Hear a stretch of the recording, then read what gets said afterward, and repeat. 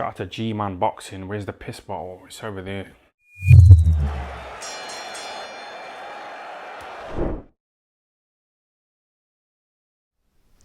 Alright lads and lassies, Sunday evening, it's going up Monday morning.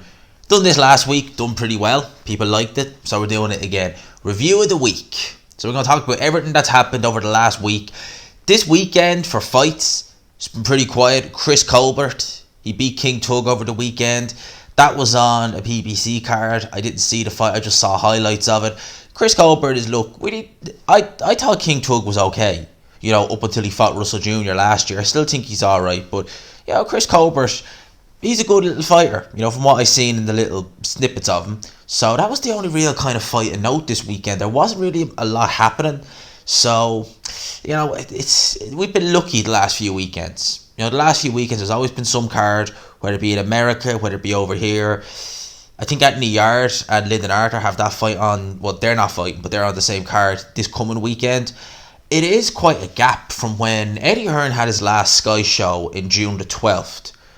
And I was surprised how big a gap there was until fight camp. It's very, even last year, he didn't, obviously when everything was locked down, no one was fighting.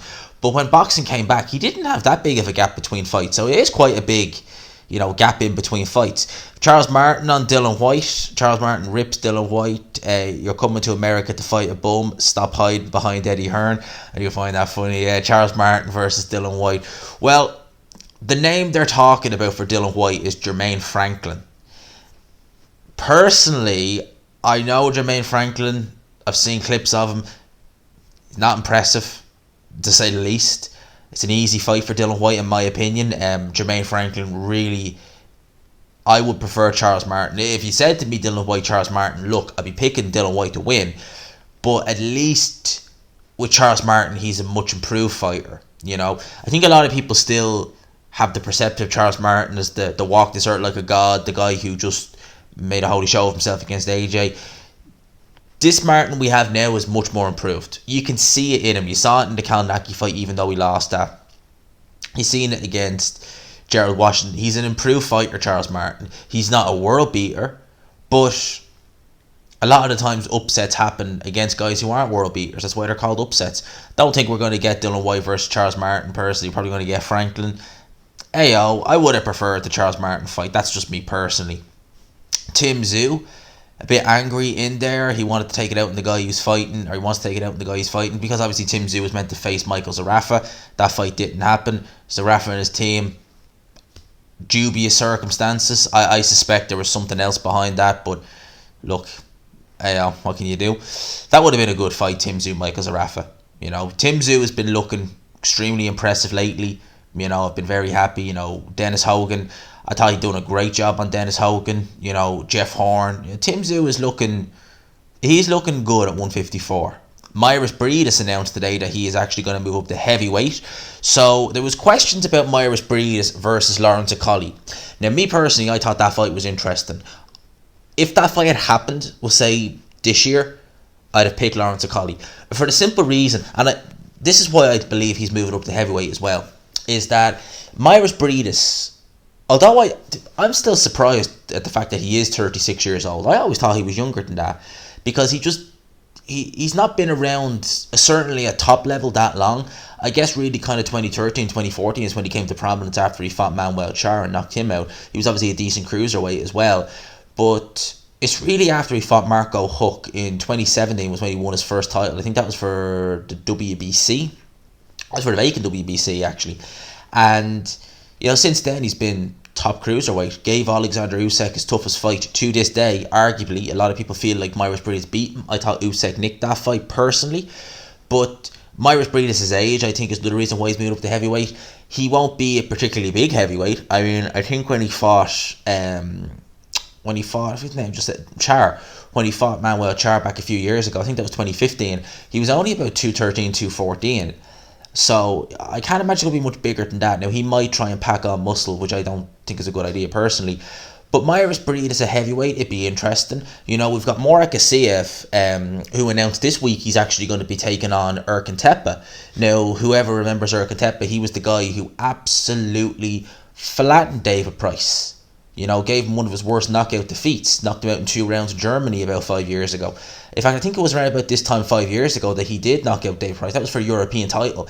Now, Arkitepa, it was funny because if you'd seen Arkitepa in that fight, he literally looked like someone you'd taken out of the pub, basically, and put him in a boxing ring, but he could really fight. Subsequently, after that fight, I actually believe it was a police raid on his house. I don't think it was just as straightforward as a failed PED test. I think there was actually some authorities getting involved because apparently he had half Bolivia in his house, basically. He had, like, people call it Big Baby Miller, Big Farmer Miller. Well, at that time, Arkitepa could have rivaled him because they found a lot of PEDs, like, I mean, a lot. I think there was German authorities and all were investigating it and everything. And he popped for that. Didn't look like the sort of guy who would be on them, to be fair. But he sure as hell fought like someone who was on it. And since then, he's really done nothing. I mean, I think he lost to Mairis Briedis, lost to Christian Hammer, got knocked out by Robert Helenius. He went from, you know, being devastating and people saying, oh, avoid him, to being just basic at best. You know, so I would imagine Morakasiev is going to dispatch of him with relative ease. I'm looking Morakasiev. The more I look at him at heavyweight, the more I kind of think he can do something. You know, I think I look at that Usyk fight, and I look at what other fight was it? I look at the Lebedev fight where he really looked crude and very one-dimensional. But then I look at the Dorticus fight. I just think him a heavyweight with that punching power, with that kind of ferocity, he's going to be devastating because he is a big puncher. Make no mistake about it. Morakasiev, seriously, a cruiserweight, he was probably the biggest puncher. Maybe him and Dmitry Kudryashov. He was very limited at Dmitry Kudryashov, but him a heavyweight, he's going to be up there with punching power. Seriously, very, very big puncher is Morakasiev. We've also heard Canelo Alvarez this week. You know, mentioned the name Artur Beterbiev. Canelo, I would be very surprised if he fought Beterbiev next, assuming he gets, you know, the Caleb Plant fight next, which we all expect should be probably announced in the next few weeks. I'd imagine it's going to be Caleb Plant next. But if he decides to go on and face Beterbiev is one of those fighters. He's getting older. He is getting older, Beterbiev. I think like Briedis, he's 36 years old. Very little wear and tear on Artur Beterbiev. Been very inactive, which is one thing about Beterbiev that has been annoying. You know, even before 2020, he had a lot of issues with Yvon Michel. That was his promotional team. He had a lot of issues there, all right? And they kept him very inactive to the point where he was fighting once. It almost seemed like he was fighting once every 16 months, you know, which is just... Although Beterbiev, very exciting, had a great amateur background, fought guys like Usyk in the amateurs. I think he even stopped Dorticos in the amateurs, if memory serves me correctly. Just not enough time in the pros, just not enough activity. That has a good side to it in a sense of, well, not a good side, but that in a sense of he's not picked up any real wear and tear, any damage. The Callum Johnson fight was tough, yes, but it was still over in a couple of rounds, you know. So him against Canelo, it'd be an interesting fight. I think that the biggest issue for Beterbiev now is the fact that when he was an amateur, he was a heavyweight, so that's a cruiserweight in the pro games. And he's a very big light heavyweight in terms of size and physical, like, body mass. He's not the tallest for light heavyweight, but in terms of just sheer body size, body composition, he's huge at that weight. So I would imagine that weight's going to become an issue for Artur Beterbiev sooner rather than later. It may very well be, because although he won his last fight in pretty devastating fashion, he did look very flat. Oh, he did. I've seen him look an awful lot better, and that guy was very limited.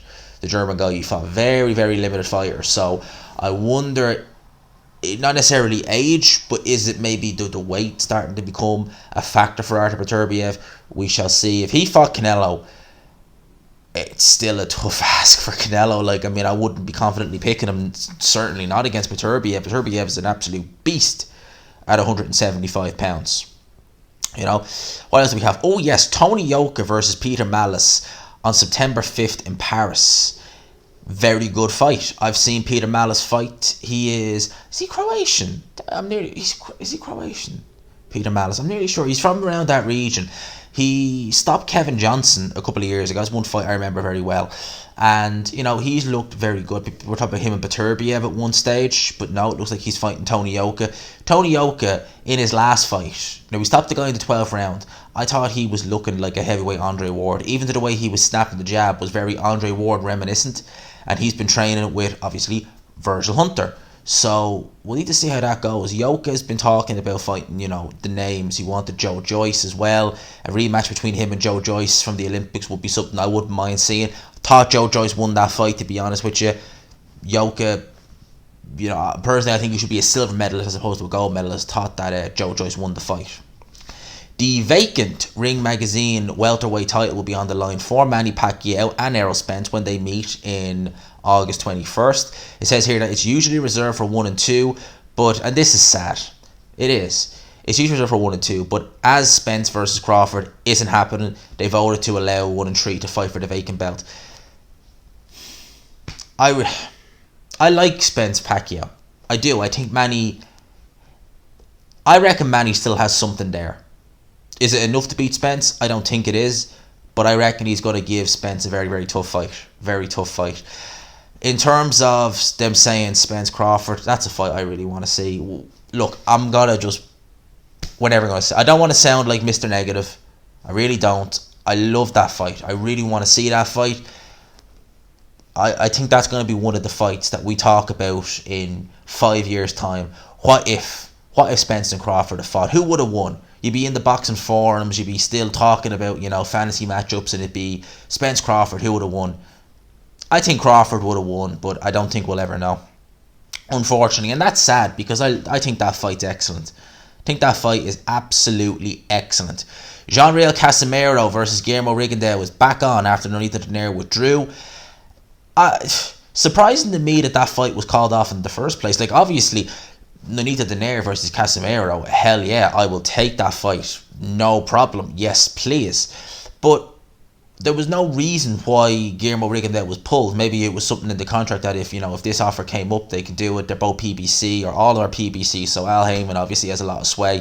Rigondeaux versus Casimero back on. I don't dislike that fight at all. I think it's a very good fight. I think that Jean-Real Casimero will win that fight. I think he might even stop Rigondeaux. I think that Rigondeaux is 40, and even that's a bit iffy. I think he's a bit older than that, just looking at him. But Rigondeaux, I love watching Rigondeaux. He might not have been the most entertaining, but I love watching the footwork. I love watching the reflexes. That footwork is gone. The reflexes are gone. I think Rigondeaux, we've seen him be a lot more stationary over the last few years, and I think that against someone like Casimero, I have written Casimero off several times in fights, at my detriment. And I think that in this fight, his youth, his punching power, his physical strength, he's not got a great defense, and that's the one thing that I worry about with Casimero. His defense is not terrible, but it's not amazing. Rigondeaux, his legs might not be the same, his reflexes might not be the same, power is the last thing to go, and Rigondeaux could always punch. Make no, but ask Nonito Donaire, Rigondeaux can punch.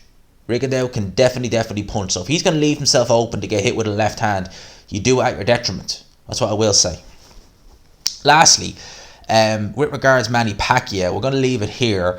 Pacquiao is the current WBA champion in recess, but there is set to be a vote as to whether they will reinstate Manny Pacquiao as WBA champion for his fight with Errol Spence. I don't think there's much doubt that they will. It's WBA at the end of the day. They made Ugas super champion. Will that mean he was ever champion then if they reinstate him? I would imagine it will, but imagine that. In January you get told, yeah, you're super champion, and now we're in July being told, by the way, you know the way you never defended that title? Yeah, well, we're giving it back to Pacquiao, sorry about you. Amazing.